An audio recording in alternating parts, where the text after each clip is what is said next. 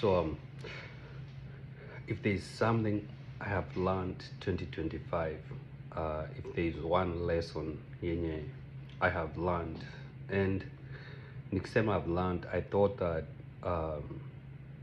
it's a very small lesson, but it makes a big difference. Um, and that lesson is happiness is a choice. Being joyful is a choice. Being negative is a choice. Na sisemi like you don't have circumstances that force you to be negative, usikakue joyful, but there's a choice in that. So um, me, most of the things I share here on TikTok, personally, they are true. Ziko very true to my life, and I do that maybe to show somebody else hapo nje that if something inaweza nifanyikia, something inaweza kufanyikia juu. I don't think that God is a respecter of persons, but maybe 7 years ago, somebody told me, it was around this time of the year, around December, and I was in a very bad place. Na mse aliniambianga like a few years from now, alikuwa na bonga like in the future, like utakuwa unaangalia your life and then you look back. Now you will not believe it.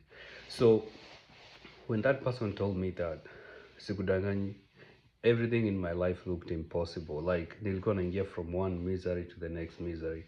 And I remember that conversation um, when we were having that conversation, nilikuwa around a fig tree.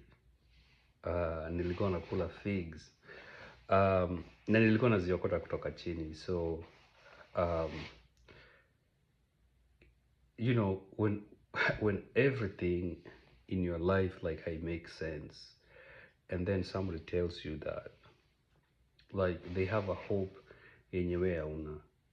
Na mimi say, if I look back at my life, like so many things zimefanyika zenye hata singaifikiria in my entire life, that the places that I have gone, vitu zenye zimefanyika, like I could have never planned for any of those to happen, both the good and the bad.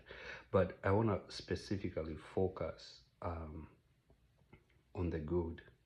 So I used to have this mentality, if I get this, then I'm gonna be happy. If I get this, then I'm gonna be happy. Now, but that has been a wake-up call for me that um, I do believe hakuna that kind of a destination here. If you get something, you're gonna be happy. I'm not saying like you'll not have that moment of joy, but if you're waiting for your life to be full of joy, if you get something, man, wewe like umeisha juu. Mimi personally, what I've experienced, and I don't know if there are other people, but I'm speaking for myself, is that hakuna nothing like that. So one of the things I used to tell myself, if I have a new vehicle, I'll start traveling. I have a new vehicle, and traveling imekuwa one of the hardest thing for me to do. But there's that thing of like, if I get this, I'm gonna start doing this. If I get this, I'm gonna start doing this.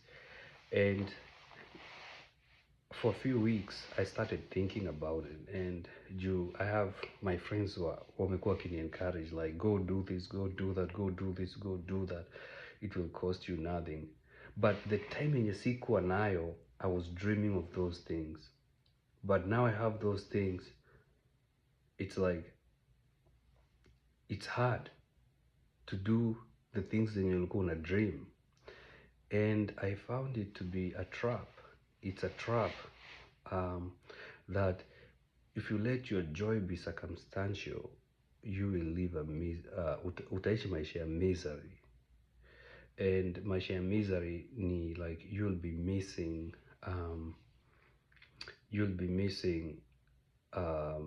what is actually happening in your life at the moment. So I think it's good to practice being joyful